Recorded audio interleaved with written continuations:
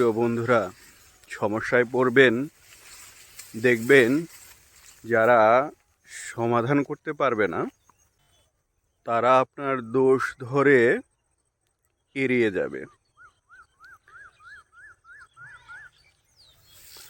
আর যে সমাধান করতে পারবে সে এর জন্য চড়া মূল্য চুকিয়ে নেবে।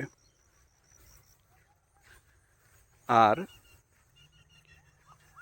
যারা এর দুটোর একটিও করবে না তাদেরকেই আমরা আপনজন বলি। আপনজন হওয়ার বেশ প্যারার বটে।